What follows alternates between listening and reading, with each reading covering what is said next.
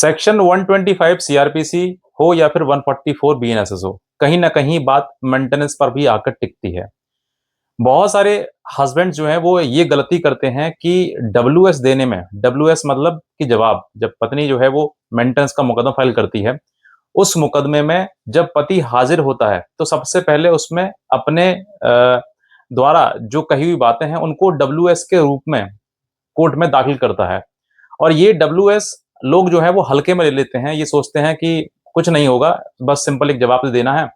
आप ये जवाब, आप ये नहीं समझते हैं कि यहीं से इस मुकदमे की नींव शुरू होती है, यहीं से शुरुआत होती है कि तुम पर मेंटेनेंस बंधेगा या फिर नहीं बंधेगा, कितना बंधेगा, कब बनेगा, ये सब कुछ डिसाइड करता है आपके डब्ल्यूएस पर। डब्ल्यूएस बहुत ही ज्यादा इंपॉर्टेंट रोल प्ले करता है आपके एक मेंटेनेंस के केस में। कुछ लोग हल्के में लेकर इसको ऐसे ही, मतलब कहानी, घर की कहानी बताई, इमोशनल चीजें बताई उसमें, और बताकर उसने जो है वो डब्ल्यूएस दाखिल कर दिया। ऐसा नहीं होता है। कोर्ट जहां पर आप जो अपने घर की बातें बता रहे हो ना, जो इमोशनली चीजें लिख रहे हो, उन सभी चीजों का कोई उद्देश्य नहीं है, कोई मतलब नहीं है।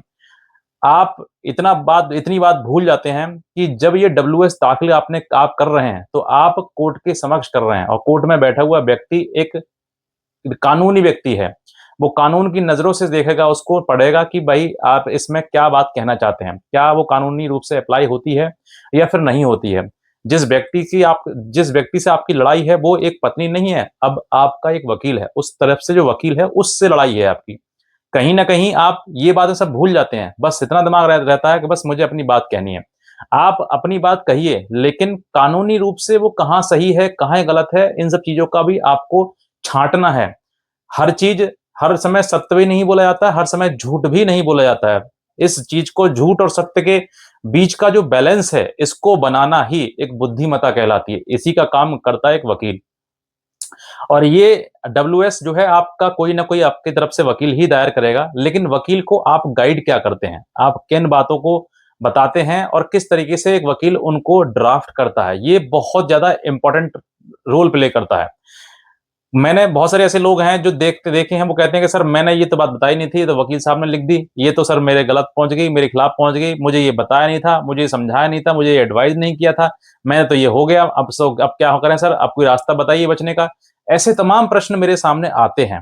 तभी मैंने आज एक चीज सोची कि मैंने कहा ये बताऊं कि डब्ल्यूएस जस्ते में आप देते हैं, डब्ल्यूएस का मतलब रिटन स्टेटमेंट, दूसरी भाषा में जवाब दे सकते, कह सकते हैं, या फिर आपत्ति कह सकते हैं आप। ये आपकी लोकल भाषाएं हैं, जो आप जिस तरीके से समझ सकते हैं उसको समझिए, लेकिन गलती मत करिए। आप मेंटेनेंस केस को हल्के में ले लेते हैं, और बाद में जब बहुत बड़ा मेंटेनेंस आपके ऊपर बन जाता है, तब आपको पछताते हैं कि सर मेरे से ये गलती कैसे हो गई। यही चीजें हैं जो आपको सुधारनी है। अगर आप वाइफ से मुकदमेबाजी कर रहे हैं, मेंटेनेंस का केस कर लड़ाई लड़ रहे हैं, तो देखो सबसे बड़ी जो धार है, हथियार है, वो महिला का यही है, केस है मेंटेनेंस। ये आप लड़ते रहोगे, लड़ते रहोगे, लड़ते रहोगे, कहीं ना कहीं चीजें ऐसी आएंगी कि लास्ट में आपको हर व्यक्ति जो आपका मुकदमा लड़ रहा है, वो भी, आसपास के लोग, समाज, वकील, सब लोग यही कहेंगे मैं नहीं भाई मेंटेनेंस देना पड़ेगा। लेकिन अगर आप सही व्यक्ति से आप इस केस को फाइट करवाते हैं, तो वो व्यक्ति इनमें वो कमियां निकाल देगा जो कानूनी रूप से कानून को स्वीकार नहीं होंगी। और जब कानून को स्वीकार नहीं होंगी तो कानून आपके फेवर में जजमेंट देगा, कानून आपके फेवर में बात कही जाएगी, और कानून कहीं ना कहीं आपको रिलीफ देगा। ऐसे तमाम मेंटेनेंस केस हैं जो कि खारिज हुए हैं। ऐसे तमाम मेंटेनेंस केस में जिसमें नाम मात्र के लिए ही मेंटेनेंस बताया बंधा है। आप सोच सकते हैं, इमेजिन कर सकते हैं कि एक पत्नी जो है वो मांग करती है 25-30 हजार रुपए की, और मात्र 2 हजार रुपए प्रति महीना मेंटेनेंस बनता है। ये आप इमेजिन कर सकते हैं। बस ये डिपेंड करता है वकील से, क्योंकि ये जो लड़ाई है वो आप स्वयं नहीं लड़ रहे हैं, आप अपने वकील से लड़वा रहे हैं, और उस तरफ से महिला अपने वकील से लड़वा रही है। तो दोनों का मतलब क्या है कि एक वकील ही फाइट, वकील की फाइट, वकील मतलब वर्सेस वकील, वर्सेस वर्सेस चल रहा है ये। तो इस तरीके की चीजें हैं, ये आपको समझनी है। अब मैं आपको कुछ बातें बताता हूं जो विशेष रूप से आपको ध्यान रखनी है। जो लोग वीडियो देख रहे हैं वो इस बात को सिर्फ अपने बात पास तक सीमित ना रखें, इस बात को और लोगों तक शेयर करें। और शेयर करेंगे, जितना आप शेयर करेंगे उतने लोगों को जागरूकता होगी, और वो इन सब चीजों का ध्यान रखेंगे। सबसे पहले देखो, मैंने जैसे बताई कि वकील वर्सेस वकील, मतलब एडवोकेट वर्सेस एडवोकेट, ये चीज चलती है, क्योंकि आपकी तरफ से एडवोकेट, लड़की की तरफ से एडवोकेट। तो लड़की तो अपनी बात कह नहीं रही है, अपनी बात लिखित में कह रही है, लेकिन उसको कितनी, मतलब स्ट्रांगली कितना कन्विंस कोर्ट को आप कर सकते हैं, ये आपके वकील पर ही डिपेंड करता है। तो आपको क्या करना है, सबसे पहले वकील भी अच्छा चुनना है। कहने का मतलब कैसे चुनना है बताता हूँ आपको लोग। जिस प्रकार से जैसे डॉक्टर होता है, डॉक्टर स्किन डॉक्टर है, दांत का डॉक्टर है, हड्डी का डॉक्टर है, पेट का डॉक्टर है, उसी प्रकार से वकील भी होते हैं। फैमिली एडवोकेट हैं, क्रिमिनल एडवोकेट हैं, सिविल एडवोकेट हैं, टैक्स के एडवोकेट्स हैं, ऐसे तमाम प्रकार के एडवोकेसी होती है। तो वो आपको ध्यान रखना है कि ये व्यक्ति, ये जो वकील साहब हैं, ये हमारे केस को किस तरीके से फाइट करेंगे, क्या इनका एरिया है, स्पेसिफिक एरिया है। तो वो सब चीजें आपको देखनी है, वरना ये सवाल मेरे सामने आते हैं कि सर हमारे वकील साहब ने तो ये सब बात बताई नहीं थी हमें, आज आप बता रहे हैं। आप हमें ये बात पहले पता होती तो हम क्यों ऐसा करते। तो ये बाद में पछताना आपको फिर किसी काम का नहीं रहेगा।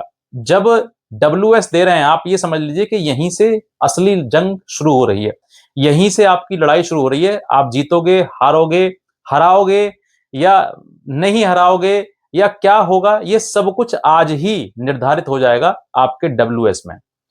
ये डब्ल्यूएस ही है जो आपको, आपके ऊपर मेंटेनेंस केस बनवाने का और ना बनवाने का एक, मतलब एक स्टार्ट होता है, यहां से एक तरीका स्टार्ट होता है जिस तरीके से कि आप किस तरीके से इस तरह को फाइट करेंगे। अब मैं कुछ बातों को आपको एक, मतलब एक तरीके से बता देता हूं, समझ लीजिए। समझ लेते हो अच्छी बात है, नहीं समझ लेते हो सामने दिया हुआ नंबर है, मैं आपको इस नंबर पर आप मुझे कॉल भी कर सकते हैं। मैंने सीधा नंबर आपको इसलिए दिया था क्योंकि बहुत सारे ऐसे हस्बैंड्स हैं जो बेचारे इन सब चीजों में फंसने के बाद मेंटली डिप्रेस्ड हो जाते हैं, काम धाम छोड़ देते हैं अपने सारा, और बीमार हो जाते हैं, और बस उनके दिमाग में यही आता है कि इससे बेहतर जीवन तो मृत्यु है। तो मैं कहता हूं मृत्यु मत करिए। मरना जरूरी नहीं है, आपको लड़ना जरूरी है। जीवन में आपका जीवन मिला है, तो एक पुरुष का जीवन है, इंसान का जीवन है, इसमें आपके उतार चढ़ाव जीवन में आते रहते हैं, तो इन सब चीजों को झेलिए। ये भी आपका एक बुरे दिन है, बुरे समय है, तो इसको बुरे समय को बुरे समझ कर लड़िए। मरना नहीं है, लड़ो, लड़ने का आनंद लीजिए, मंजिल आपको मिलेगी मिलेगी। लड़ाई में भी आनंद प्राप्त करिए, वो भी आनंद है एक प्रकार से। तो आपको जो है, जिस समय पर आप मेंटेनेंस का केस मतलब डब्ल्यूएस फाइलिंग करते हैं, तो उसमें सबसे पहले एक बात ध्यान रखनी है आपको कि ये लड़की ने अपनी जो प्लेंट है, जो मुकदमा दायर किया गया है, उस प्लेंट में क्या क्या झूठ बोला है, क्या क्या बढ़ा चढ़ा के बोला है, क्या क्या छिपाया गया है, और क्या उसने सच बोला है। ये सब चीजें, आप, ये मिक्सचर हो गया है एक प्रकार से। जिस समय ये व्यक्ति वही छांट सकता है जिसके पास कानूनी बुद्धि है, वकील ही इन सब चीजों को कर सकता है। और ये जो है देखो, अगर आपने गलती डब्ल्यूएस में कर दी, तो मैं ये कहता हूं कि फिर आपको कोई भी जजमेंट आप लगा दो, जजमेंट किसी काम का नहीं आया, क्योंकि सामने वाला वकील जो अपने केस को फाइट कर रहा है, वो तुरंत पकड़ लेगा कि साहब इन्होंने तो यहाँ पर ये एडमिट करा है, ये चीजें कही है, ये कैसे मना कर सकते हैं इस चीज के लिए। तो फिर तुम पे और भारी पड़ जाएगा। आप गलती करोगे, गलती पे गलती करोगे, तो फिर कोर्ट जो है फिर आपको रिलीफ नहीं देगी बल्कि दंड देगी। एक आपने सुना होगा अतुल सुभाष। अतुल सुभाष के केस में सबसे बड़ा जो फॉल्ट था वो ये था कि उसने अपनी तरफ से इनकम एफिडेविट, लाइबिलिटी और एसेट्स का जो एफिडेविट होता है रजनी स्नेहा का, वो नहीं दिया था। इसीलिए उनके ऊपर 80,000 रुपए का मेंटेनेंस बांधा गया था। इसीलिए मैं कहता हूं आपके लिए कि गलती ना करें। गलती आप करोगे तो गलती, देखो पत्नी महिला है, महिला के लिए एक बार को ये कहता सब महिला है, इसको पता नहीं था, तो वो कहीं ना कहीं सॉफ्ट कॉर्नर महिला को दे दिया जाएगा। लेकिन तुम पुरुष हो, तुम्हारे ऊपर साहब सीधे हथौड़ा चलेगा। इसीलिए मैं कहता हूं आपके लिए कि इस मुकदमे को लड़ते समय आप कोई गलती ना करें। छोटी सी गलती भारी नुकसान कर सकती है आपके लिए। इसीलिए ये सब चीजें आपको जब करनी है, तो डब्ल्यूएस में सबसे पहले आप उस लड़की की प्लेंट पढ़ें, जो पत्नी ने आपकी डाली, उस प्लेंट को पढ़ें। एक बार नहीं साहब, दसियों बार पढ़ें उसको। जब पढ़ोगे तभी कहीं ना कहीं दिमाग आपका एक्टिव होगा, क्रिएट होगा, और तब जाके उसमें कोई ना कोई ऐसा ऐसा कोई कानूनी पेच मिल जाएगा जिससे आप उस चीज से बच जाएंगे।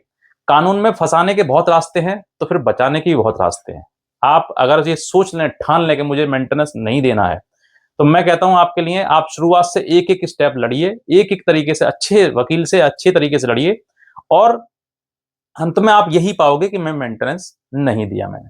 ये मैं इसलिए नहीं कह रहा हूं कि मैं आपको गलत बता रहा हूं या आप विश्वास नहीं कर रहे इस बात पर। ऐसे तमाम जजमेंट हैं, आप मैं कहोगे तो मैं आप इलाहाबाद हाई कोर्ट के तमाम जजमेंट दे दूंगा आपके सामने, लोअर कोर्ट के तमाम ऐसे जजमेंट्स हैं जो कि ऐसे हुआ है कि पत्नी को मेंटेनेंस नहीं दिया। कोई ना कोई ऐसी त्रुटि, कोई ना कोई कारण ऐसा होता है जो महिला अपने पीछे छोड़ती है। अगर महिला झूठ बोल रही है, तो ये भी एक अपने आप में कारण है मेंटेनेंस ना देने का। महिला तुमसे बिना किसी वजह कारण के अलग रह रही है, तो ये भी एक कारण है।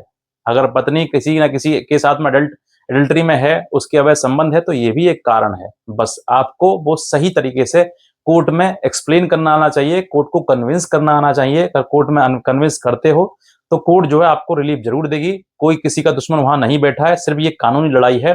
ये वो नहीं लड़ाई नहीं है कि 4 लोग गए डंडा मार के घर वापस आ गए, नहीं, ये साफ दिमाग की लड़ाई है, कानूनी लड़ाई है। इस कानूनी लड़ाई को आप कोर्ट को कन्विंस करोगे, संतुष्ट करोगे, तो कोर्ट जो है आपके फेवर में ही जजमेंट देगी। और कुछ लोगों का ये भी कहना रहता है कि सर हमारी बात सुनी नहीं जाती है, तो सुनने आने के लिए एक वे होता है, तरीका होता है। ऐसा नहीं है तुम जाओगे दादागिरी दिखाओगे, तो कोर्ट के सामने किसी की दादागिरी नहीं चलती है। आपको पोलाइट होना है, जज साहब को अपनी बात संतुष्ट रूप से बतानी है। जितना हो सकता है उतना पोलाइट रहिए, क्योंकि सामने वाले व्यक्ति जो जो जिस कुर्सी पे बैठे हुए हैं वो व्यक्ति जो है वो बहुत ज्यादा ज्ञान लेकर और बहुत ज्यादा एनालिसिस करके तुम्हारे केस को बैठा हुआ है। तो उस व्यक्ति से आप गर्मी दिखाएं या किसी प्रकार से दादागिरी दिखाएं तो 2 मिनट में दादागिरी निकल सकती है। आप उस चीज को दिमाग से निकाल दें। सिर्फ और सिर्फ अपने केस पर ध्यान दें, अपनी बात को ध्यान दें कि मुझे किस तरीके से अपने केस को फाइट करना है। बस इतना ही कहना चाहूंगा। कोई भी लीगल हेल्प अगर चाहते हैं, दिए हुए नंबर पर संपर्क करते हैं। और बाकी मैंने नंबर आपको इसलिए दिया ताकि आप कमी आपको लगे इस बात की कि मुझे सही सलाह नहीं मिल रही, सही रास्ता नहीं मिल रहा है, तो आप इसको अपना सकते हैं।